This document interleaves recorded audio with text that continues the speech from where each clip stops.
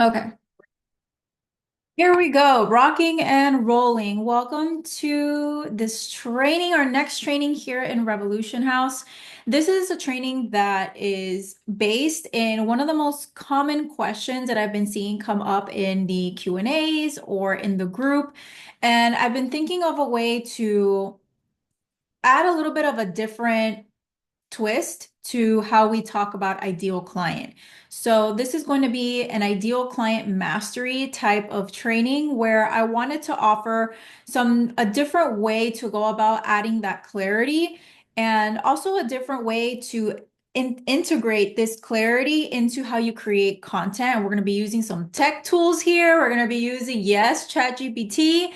It is not a strategy. ChatGPT can never replace strategy. It can never replace expression and your voice. However, if we employ it as a tool, as business owners, right, then we can definitely use it in a way that is strategic in the way that we communicate to our audiences and in a way that we create content and market and get our work into the right hands. So that's what we're going to be jamming on today. A couple of things that I wanted to first discuss as far as what we have to cut. Oh, Charmaine says, thank you for making the workbook. I assume you mean fillable. It's not billable, it is fillable. Yes, you're welcome. So a couple of things here that we want to cut when we are looking to gain this type of clarity, right? The first thing that we want to do or that I want to call your attention to is we need to cut the amount of distractions that we have in our mind when we're trying to gain this clarity of who we're really here to serve. I see distractions in the way that we get in this hamster wheel, right? You hear me talk about the content hamster wheel a lot, where it does feel that way. It feels like we're just on this machine, we're churning out content, and then we get to the point where we're like, hold on, I am so freaking exhausted, and I am not seeing the type of results that I want to be seeing, right? Like, drop a one if you've ever felt yourself in that content hamster wheel. I definitely have. And it's still something that I can quickly catch myself in, but this is where, in order to gain the type of clarity, right, and the precision, it's not just clarity for our own sake of clarity. Yeah, I'm seeing some ones. It's not just clarity for our own sake of clarity.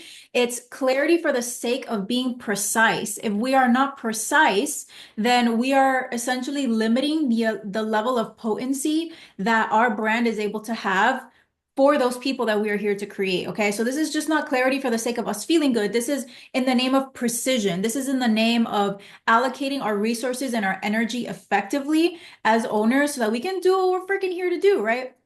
So we need to let go. And this is one of the first things that I see when anybody comes to me and says, I'm not clear on this, I'm not clear on this. And then I check in 3 months later, I'm not clear on this, I'm not clear on this. What is distracting you? Are you creating to answer to somebody else's idea of what consistency needs to look like? Are you unclear because you're so distracted with what everybody else is talking about, how everyone else is creating content, the keywords that they're using, the tone that they're using? Stop letting your attention deviate from what it is that you were divinely assigned to do this for. So we need to get very clear, first and foremost, what is distracting you? And I need you to quickly reclaim that because as we're going through today and we're using these different tech tools and stuff, if you're already distracted and we start going into ChatGPT and we start going into Google Trends and some of these fun things that we're going to be using, you need a clear mind. You need to have already internalized that you are the one with the knowing.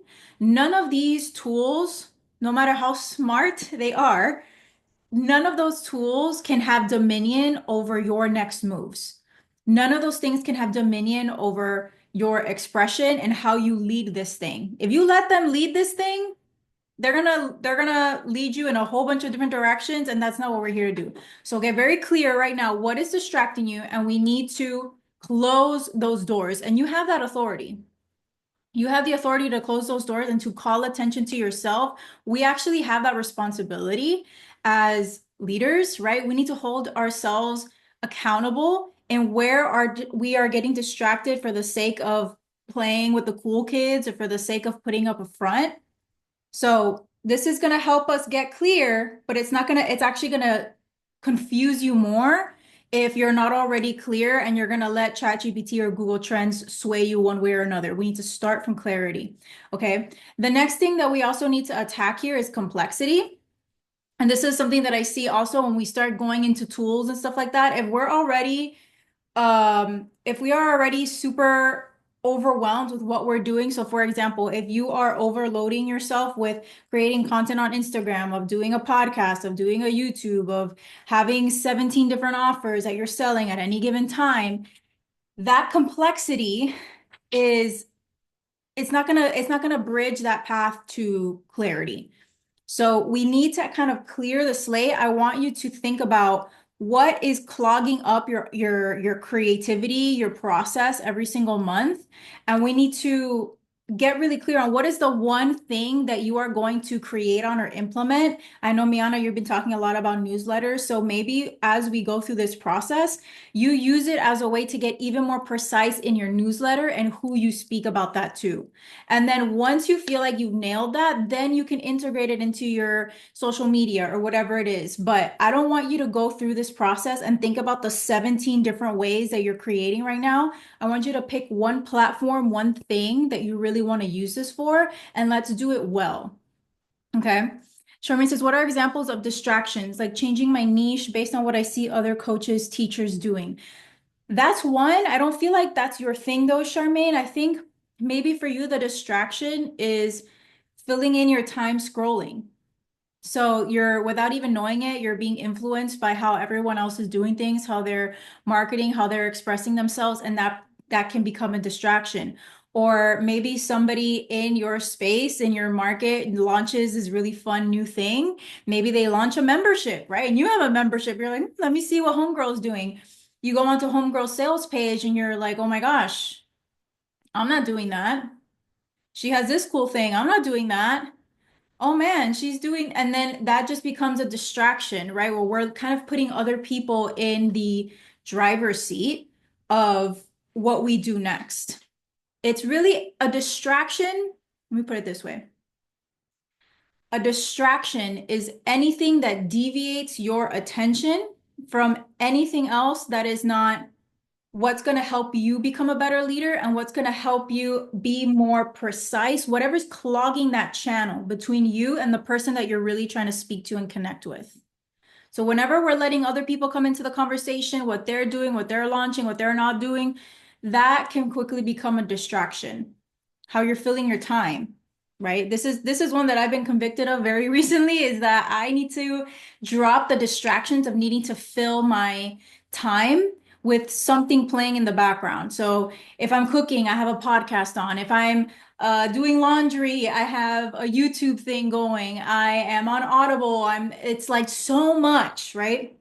So anything and then that's not to say that we can't ever listen to podcasts and watch YouTube videos, but my point in all of this is to say that I want you to just notice what already has authority to distract you from your person, because no matter how many times we go through this process, right, that's going to keep veering you to look away. Does that make sense? So it's not that we can't ever do those things, but as we go through this, we need to be clear that we're in this. Scrolling is absolutely a distraction. Also looking at other people's memberships. How did I know? I know. It's too easy, right? You see their marketing everywhere. Their sales page link is right there. It's like, let me just see. It's too easy. Okay. So another thing that I see a lot as well is vagueness. We need to clean that up. We need to clean that up. This process is going to help you, of course, but any habits of vagueness that you have, we have to address that. And the thing with vagueness is that many people may not even realize where they're being vague. So, for example, if you're used to saying, I help them find their best selves. Okay, that's vague. But for a lot of us, we may not realize that that's vague. Or I help them go through their life more peacefully. Don't know what that means. So whenever we are in the habit of vagueness, and this will help you too. And as we go through the process, it's going to help you see where you are in the habit of just being vague. I don't necessarily feel like this applies to any of you in this room right now, but for anyone watching in the future, as we are clarifying, especially building this ideal buyer persona, which we're going to jump into as the first step, notice where you have that habit of just being vague. Vagueness is almost like this habit of laziness with our brains. Our brains give it's hard, right? Whenever you have somebody sit you down and say, "Okay, I hear what you're saying. What does that mean? Give me an example." Or maybe when I tell you, "Give me an example." What does that mean? Uh, give me some sort of client example. Say that in a different way, right? Our brains are like, oh, like there's like this resistance to it because it forces us to sit and to think and to it just takes more effort, and our brains are always looking for ways to save energy, not expend more of it. Vagueness is just this habitual laziness from our brains, and we think other people are going to understand what we mean and they don't. And then no matter how much you post, it's like you're not seeing it pop off because we have to make it so freaking specific that it's undeniable, that there's no extra work that we're putting on their brain to figure out if it's them or not. Like I said, I don't believe that anyone here, I haven't really seen this habit of vagueness in for y'all, but for anybody watching, if you go through your content, if you go through your emails, if you go through your copy and you see this fluffy general language, we're gonna have to challenge that. Okay, so let's go into the actual process. Like I said, this is going to, the worksheet, sorry, is going to walk you through. So hard to be specific. Yeah, it requires more effort, and our brains are kicking and screaming, and they just want to add this flowery language and just hope and pray that people get it. Um, it's hard. It's hard when you're not in that practice. Once you're in that practice, the muscle is going to be flexed all the time, and it's just not something that, as hard as you try, you can't turn it off sometimes. So let's go into step number one, which is creating your buyer persona. This is the first step because, as you all know, right, it can quickly become a distraction to identify our ideal client. We start going into drink preferences and all that, it doesn't really matter. But when you think about it as a persona, we are adding dimension to this person. We're identifying them, their characteristics. What are they thinking about? What are they waking up thinking about? What are they going to sleep feeling? We're creating a little bit more depth and multidimensionality. I don't even know if that's how you say that word, but we're going to roll with it. Multidimensionality behaviors, and it adds a little bit more for us to speak to when we are creating and communicating with them. So in this workbook, there are going to be a series of questions. So the first one, and these, granted, for many of us that have been in the game, this isn't our first rodeo, nor our second rodeo, nor our third rodeo. We've been in the business game for a while. This may seem elementary, but the challenge for you is not to get more complex, right? That bringing in that element of complexity. For you, it's not so much about how much more complicated can we make it. For you, it's how much more specific, how much more precise can you make this? So as you go through these, you may have answered them a million times, but the challenge for you is how much more specific and precise can you make your language, how you identify them. So the first one, what are their current problems? Make that specific. I want to be able to hold up a camera, and based on what you're saying, I can film those scenes happening. I can visualize it in my mind. How is it affecting other areas of their life? When you can speak to how that problem is affecting their relationships, how it's affecting their health, how it's affecting their money, how it's affecting anything, right? All these other areas of their life, it makes them aware that, oh, I haven't been crazy to feel like this is such a big problem in my life. It almost allows them to see you are valid in thinking about this all the time and worrying about this, or that anxiety in your body, like, oh my gosh, this is a problem for me that I want to solve. It almost adds validity. Like, yeah, of course, because you may not even realize that it's affecting all of these other areas. And I wanted to add that because there's a difference between burdening somebody with, yeah, it's a problem. And look at everything, look at all the ways that your world is a mess. It's not about that. It's more about adding that level of, yeah, you're valid. Of course, this feels like such a big problem because it's affecting all of these other things. And once you can get the help in order to remedy this or work with it or whatever it is that you're helping them do, surpass it, transcend it, then the good news is look at all of these other elements of your life that are going to increase right along with it. This third question is also incredibly important. Are they aware that this is a problem? If you are selling something, I highly recommend you sell it to people that know it's a problem, that know that they have this problem. Because if they're not even aware that they have that problem, you're gonna have to spend triple the time, number one, getting them to listen. Number two, convincing them that this is a problem and hey, it's a really good idea for you to serve it. That's not any good use of your time because for every one person that you would have to convince, there are 10 people that are ready to solve it. And it's very nuanced, but I want you to even think about when you're writing content, when you're writing your emails, when you're creating, who do you have in your mind? Are you selling to people that want it, that are basically a yes? Are you selling to people that are essentially a yes? They are watching. They're watching and they're waiting to see what you say next. Very nuanced, but there ain't no ideal client in the world that you're ever going to have to convince. You're not in the business of convincing.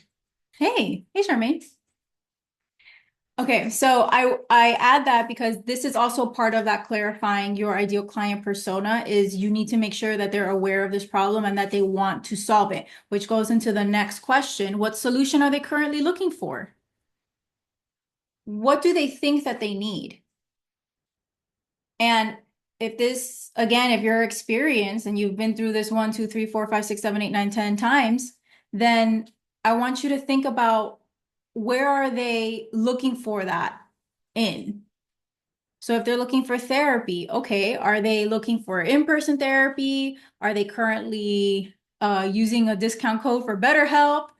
Or are their values more aligned with something different? Are they actually looking for holistic alternatives? If so, which ones have they tried? Have they tried breath work? Have they tried, I'm just thinking things for you, Charmaine, examples. What holistic approaches to anxiety that are not medicated have they already tried? Because that'll also give you environments, communities that you can start tapping into as well.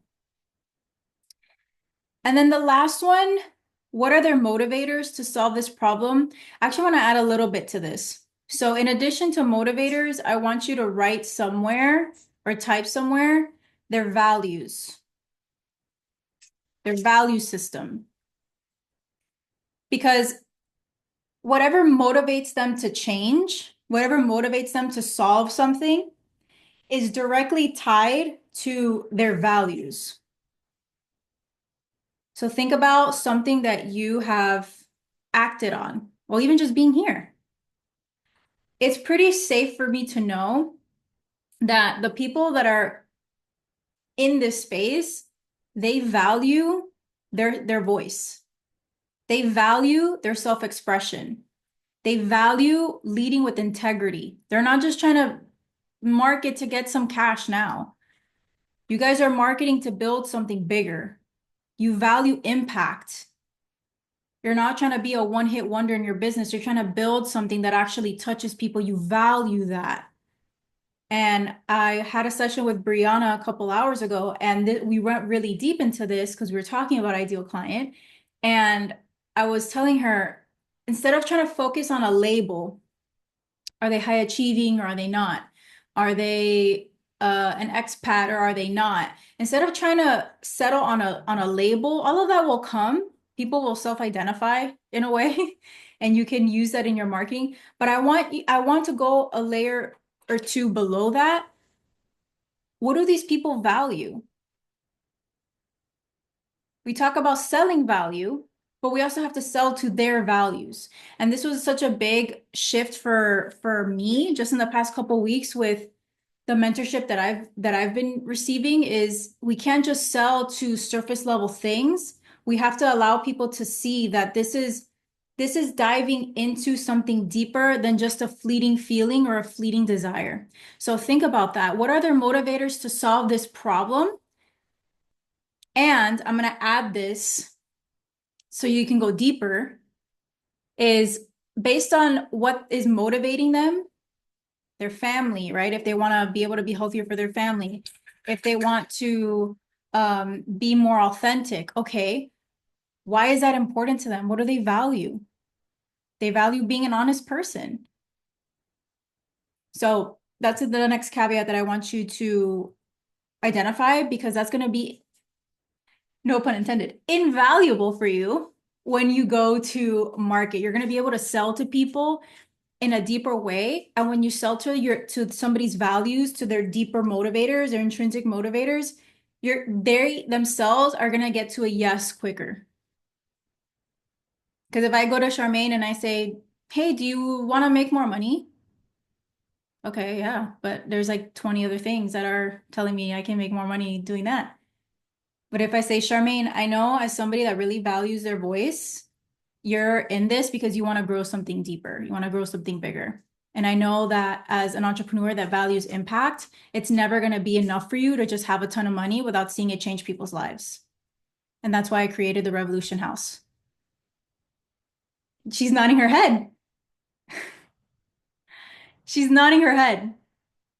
That's how you start getting people to a yes faster, whether it's a yes to purchase or whether it's even just a yes for them to be like, this is somebody that I can F with. This is a brand that I want to stick around. And that's what we talk about, right? We want people to get to that emotional buy-in before, which leads to that financial buy-in. So this one's really, really, really important. I want you to think about the motivators and the values. Okay. So this is where we can play with ChatGPT. I can't even believe that. Like, it's so crazy. My relationship with ChatGPT has come a long way. I used to be afraid of it, but then I realized if I'm afraid of it, it has power, so I can't do that. And now it's been really, really cool to have this different relationship with it where I don't let it have dominion over me. So it's cool to be able to work with it and actually be able to say, no, that's not it. That's totally off. That's how you know that it's not controlling you, right? Charmaine says, I'm the same. I actually love ChatGPT now. I was weirded out and afraid of it at first. Yeah. I don't know if I love it. I don't know if I'm there yet in my relationship with it, but I respect it. How about that? I'm like, all right, you're there. I'm here. Let me use this as a tool and I'll go on my merry way. But I give you this prompt because I do think that it's helpful to have that other thing that you can say yes or no to. Because a lot of things that or a lot of the mental environment that I see when people are like, I'm confused about my ideal client, I'm confused about this. Sometimes knowing what it isn't helps you get to what it is. And sometimes somebody reflecting back to you gives you more clarity because you're like yes or no. And sometimes it brings up things that you didn't even think about. You're like, oh, actually, that's really true. I just wasn't, I wasn't seeing that. So this is a prompt for you to fill in based on the things that you've identified. And feel free to add to this prompt. Feel free to, tie in maybe some of the values that you identified and see what it spits out. As it spits things out for you, then you can start adding that to your ideal client persona. And I think I even used the word persona in this. Did I use yeah, an ideal client persona. So it's going to help you go a little bit deeper than just they're this age and they live here and all of that. Oh my gosh, guys, Lincoln is literally 2 paws on me, wanting all the love right now. So you're going to do that. I'm going to quickly go through, or not quickly, but I'm going to jump to the other steps so that when you do the prompt, you can kind of sit with it a little bit. Bye, Miana. Um, to drop my prompt answers in our group. Yes, we want to see it. Bye, girl.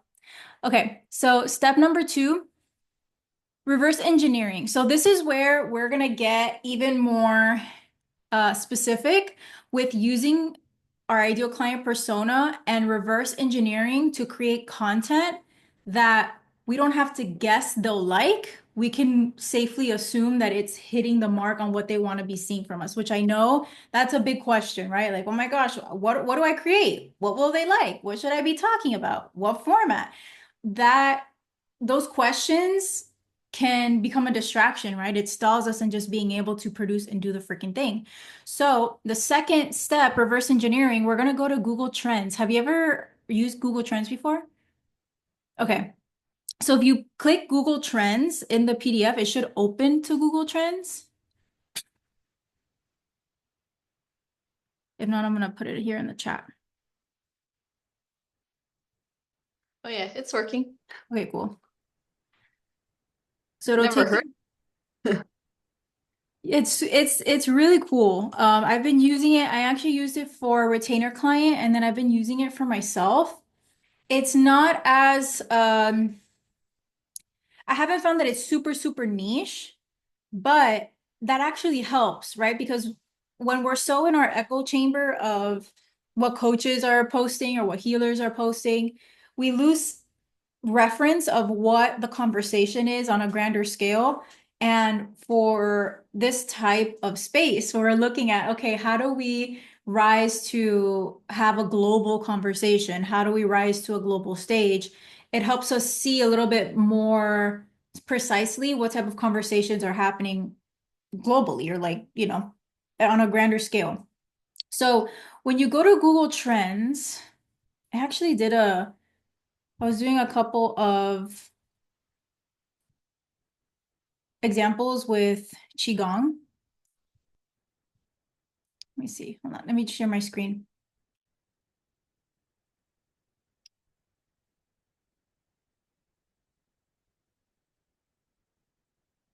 Let me know when you can see it. Hold on. Let me pull it up.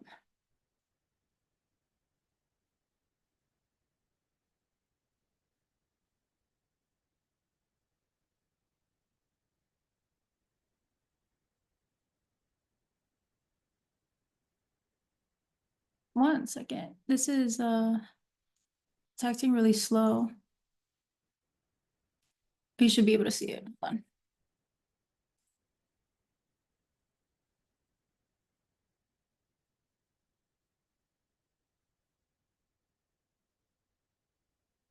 Okay, cool. So I was actually playing around. You can even compare, which is really cool. So you can look up Qigong, for example. Did I spell that right? Yeah, I did. And you can see interest over time. I have it set to past 12 months, but you can even look at past 30 days. And this essentially is a great tool to let you know what people are searching, and what they're searching might be able to give you a little bit more insight into some SEO words that you can use on your social media, especially on heavily SEO driven platforms like YouTube or podcasts.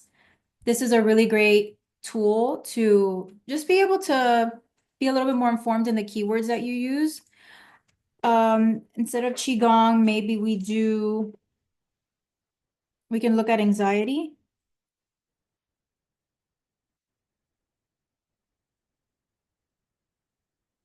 and it'll show you the trends of each of those. Okay, so as you can see, the anxiety is a lot more SEO friendly, right? Which is kind of expected because Qigong is a little bit less known. So that can show you adding in anxiety, Qigong for anxiety would be a good match. We can also look up maybe breath work.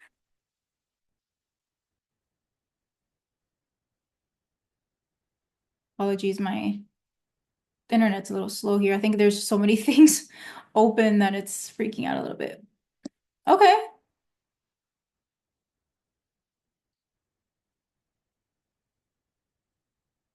Yeah.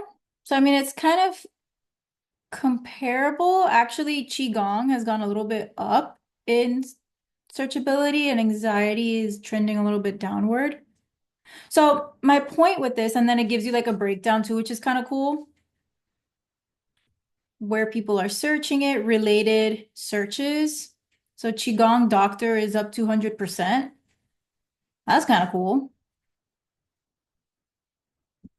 So this is essentially a really fun way if you're ever unsure of some of the hotter topics, or if you're using, let's say, Qigong a lot and you're not seeing the content get picked up, try using or searching for other terms that might be more, that might be rising, or even looking at these related queries and seeing what other words can you add to your content that would be able to give you a little bit more searchability, especially if you're going to be doing more on YouTube.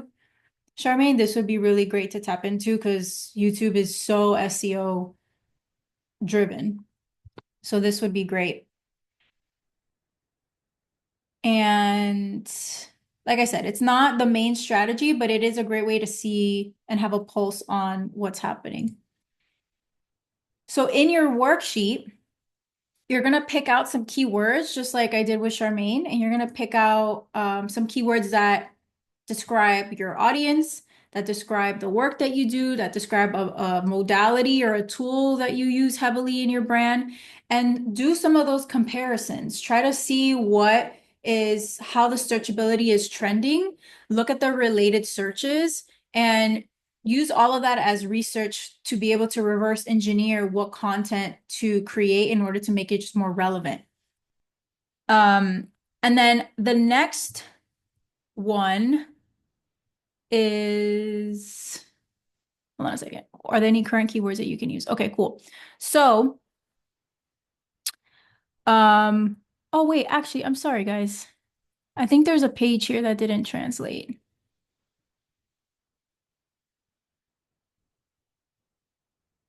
Okay, so I'm going to be sending out an additional page because it's not here. But using that same idea, going to Google and depending on the searches that are trending, so for example, maybe anxiety, Qigong for anxiety or Qigong doctor, I think was another term that had like plus 200%.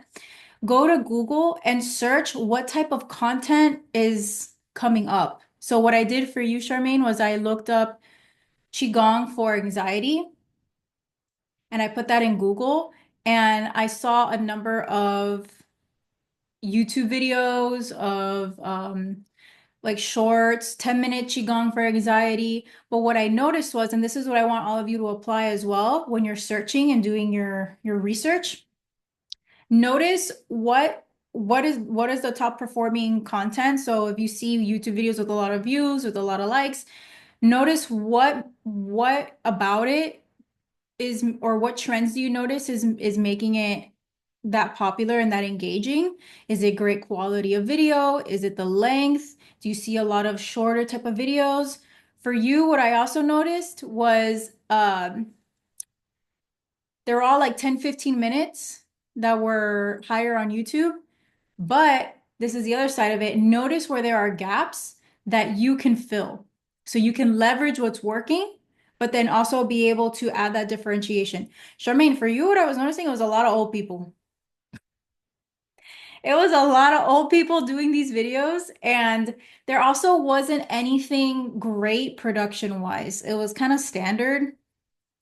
So for you, I just felt like it's so different to have somebody young, to have somebody so like fit and vibrant, and you have these beautiful reels with cool backdrops. Like when you go on your hikes and you're surrounded by this beautiful nature, that I didn't see any of that. No, it was just very basic and wouldn't necessarily appeal to me as a 29-year-old. So I think that's definitely a great gap for you to leverage is especially if you are doing more YouTube, doing those shorter videos for anxiety, for this, for that, but related to any of those high searchable terms, and then add that creativity, add that vitality. Because when people search, somebody like me, right? If I search and I see a bunch of, no disrespect, but you know what I'm saying. If I see a lot of 65, 70-year-old men doing it versus yours, I'm going for yours all day.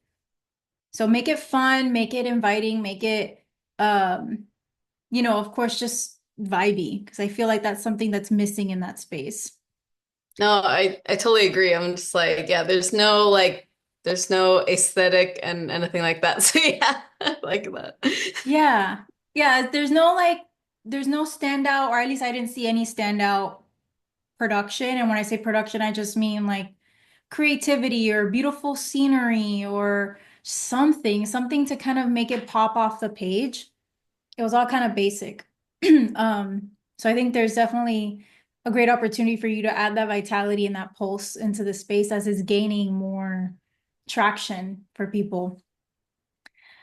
Um, so the third part of it, once you do that, so what we've done is we've leveraged our experience with our clients and ChatGPT, and we've gotten a clear understanding of our buyers' persona, their values, their motivators, their problems. We're clear that they are aware it's a problem. Now we've gone to Google and we've done some research as far as searchability. We've searched our keywords. We have more clarity on what are people searching for? What's the type of content that people are looking for? There's an appetite, a demand for. And if you take those keywords and search it on YouTube, or even search it on YouTube or search it on Instagram, wherever you're creating, look at the high performing content. And what we're doing is we're reverse engineering from what's already working. And you're also identifying what is the opportunity, what is the gap for you to infuse your creativity so that we can do it a little bit more strategically, right? We're making sure that we're creating that something that there's an appetite for. So that's what the third step is going to have you do. Now, based on your research, based on what you've seen as far as what's already out there, what are the gaps? Based on the keywords, the searchable keywords that you've identified with Google Trends, now you can start to infuse your creativity. Hey, Bree, she's joining the room here. Now we're able to infuse all of those three things to be able to reverse engineer that type of content. Bree, we're actually wrapping up. So definitely catch the replay because essentially what we did was we went through a process. We created a buyer's persona and there was a chat GPT process. And then we went through how to look up trending keywords or high searchable keywords, what people are searching for, to be able to identify what content there is a current demand and appetite for. And then using that to be able to be a little bit more precise in how we create content to make sure it's reaching our people. So that is that. Thoughts? How did it land, Charmaine? Brie, I know you're probably like, I just walked in. I have no idea what just happened here. Um, No, questions, I like it. concerns. No, I like it. I think it's really helpful because it's nice to make content and you're just like hoping and praying that people will, that they'll like it. And you're just sort of like, maybe they'll like this, maybe they'll like that. But this seems much more like, I don't know, like based on actual evidence of what they're wanting and valuing. So it's really helpful. So I'm like, oh, okay. I just want to like sit down.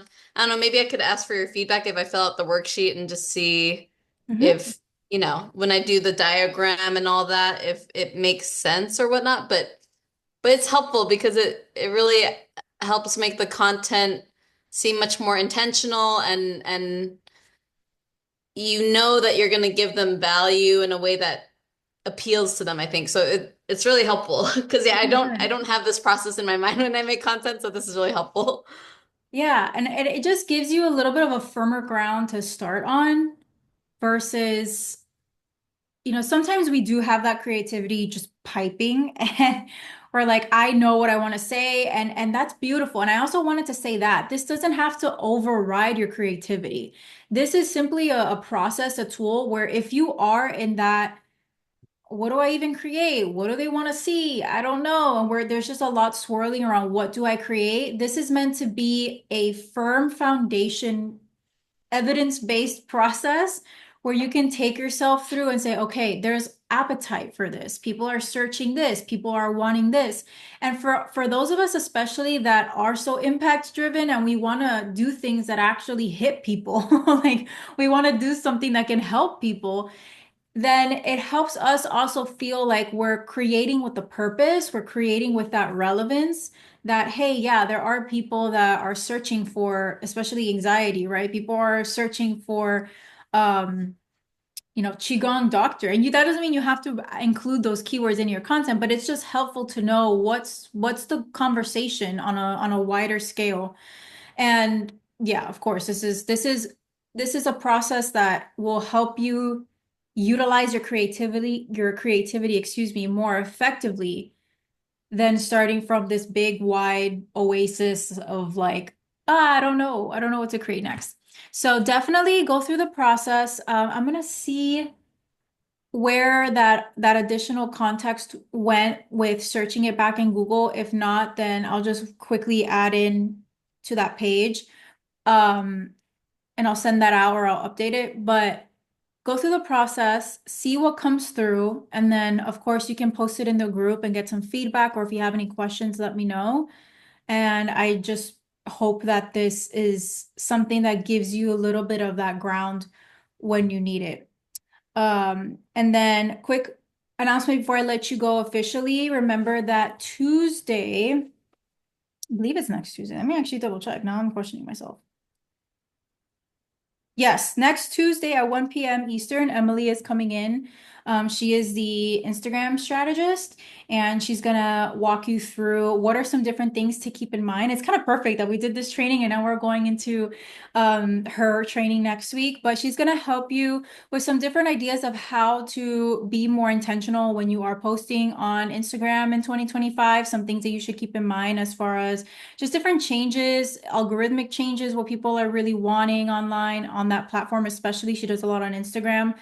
And she's also going to share with you how to take one idea or one content piece and create a week's plus worth of content. She says she shared it with her people and they absolutely loved it. It's saving them a lot of time in repurposing. So come in for that. And of course, if you're live in the room, you'll be able to ask her questions and it'll be a lot more interactive. Brianna says, yes, that's what I need. Okay, perfect. So she's coming next week, 1 p.m. Eastern. And then we have in March, we have Kristen coming for podcasting. And then April, we have Yvonne coming in for public speaking. She's going to walk you through a process to essentially leave the room already having leads on where you can apply to be a paid speaker, even if you're just starting out.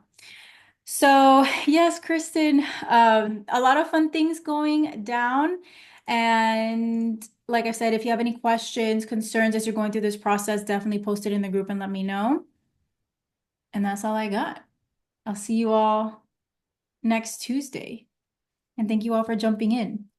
Bree, let me know how the replay lands. Thank you. So excited. Have fun. All right, everyone. Bye. Bye.